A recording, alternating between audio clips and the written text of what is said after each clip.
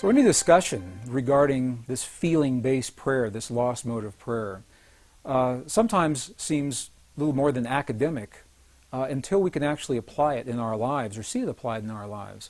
It's in the late 1990s that I had the opportunity to do precisely that, when I saw the footage documenting the healing of a life-threatening condition within the body of a living woman using precisely the kinds of techniques that we're speaking about right now. And for me, it was this kind of information that took this lost modality of prayer out of the realm of academics and into something that's very real that we can apply in our lives. I had the opportunity during that time to see some video footage of the healing of a 3-inch diameter bladder cancer inside the body of a woman who, by Western medical standards, had been diagnosed inoperable. She had gone, as a last resort, to a medicineless hospital in Beijing, China. It was in this medicineless hospital where they began simply by addressing the life-affirming ways that she could change how she was living her life. They taught her life-affirming ways to breathe and life-affirming ways to nourish her body, gentle movements to stimulate the energy centers in her body. And as she was doing these and strengthening her body, at one point it made sense to undergo a process. Now I'd like to share this. I'd like to describe it to you as a very potent example of how the feeling world inside of our bodies has a direct effect, in this case a very graphic effect, on the world beyond our bodies. So in the video documentation, the film shows a woman lying on in a hospital room. She's fully awake, she's fully conscious, she believes in the process that's about to happen. Before her, there is an ultrasound technician who is running an ultrasound wand over her lower abdomen that we can see on a split-screen television. And on the left-hand side of the screen, they do a snapshot, a freeze frame of an instant in time for reference, so we can see what her condition looked like in that instant in time. On the right-hand side of the screen, we are able to watch real time as 3 practitioners stand behind her, working with the energy in her body and with the feelings in their bodies. And what they do is they begin to chant a word that to them they've agreed upon, that reinforces the feeling within them that she's already healed. The chant essentially says, already healed, already done. And as they begin to have this feeling and to say these words among themselves, on the computer screen, on the television screen, we can watch in real time this cancerous tumor as it disappears in less than 3 minutes real time. It's not like time-lapse on a documentary where you see a rose unfold in 30 seconds in something that normally takes days. This literally happens in less than 3 minutes. Her body responded to the feelings of the practitioners who were trained to have the kinds of feelings that they were having. And all they were feeling was the feeling of what it feels like to be in the presence of a woman who is already healed, fully enabled, fully capacitated. They were not seeing her as a woman who was sick, and they weren't saying, bad cancer, you've got to go away. It's a very, very different way of thinking about things, and it's a very graphic example of precisely how this principle works. I had the opportunity to speak to the gentleman, Luke Chin, that actually created this film.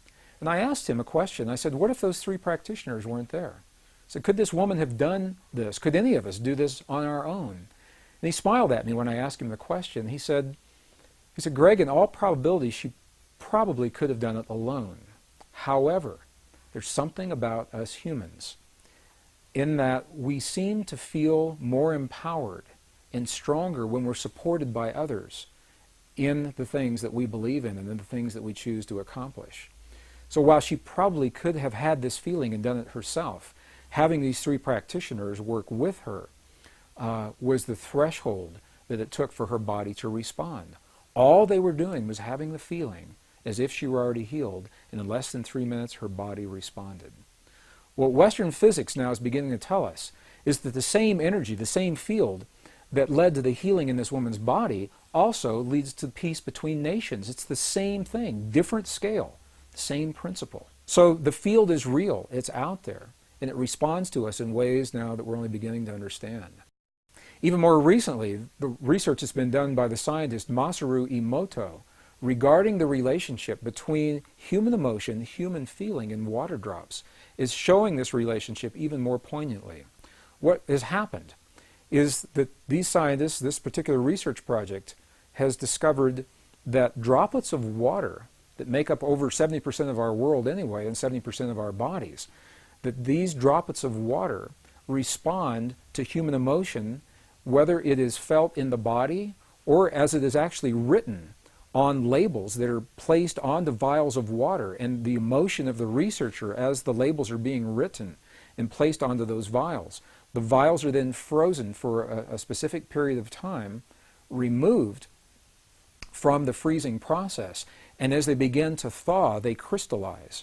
And the crystals are the telltale sign of what is happening with the emotion. For example, they've taken water, highly polluted, highly toxic water, from some of the most polluted dams in the center of Japan.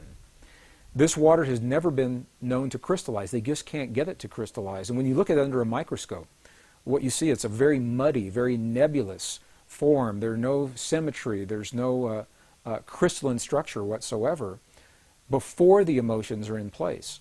After the emotions are there, for example, when 500 people pray over some of this most polluted water, the before image shows the water in its toxic state. The after image of the same water shows this water beautifully formed, beautifully clear, beautifully crystalline, perfectly symmetrical, purely from the result of human emotion interacting and human feeling interacting with this field of water. Some of the other research has shown families where children and their parents have encircled a vial of water in a room that has never been found to crystallize. Again, some of the very highly polluted and toxic water. And what they do, they make a game out of it. The children, they send love to the water. They say, "We love you, water. We appreciate you, water. Thank you, water, for what you bring to our world and our lives." And in that innocence, they are eliciting these genuine states of emotion.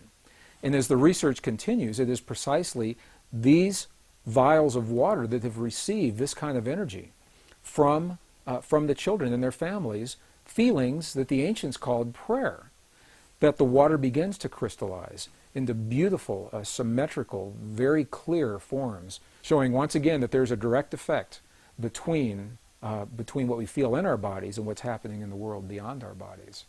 And it's a beautiful, beautiful, very poignant example of how each of us has an opportunity to participate, not to control and manipulate, but rather participate in the events of our world, the events of our lives, our families, our communities, and our bodies through the field that links all in creation.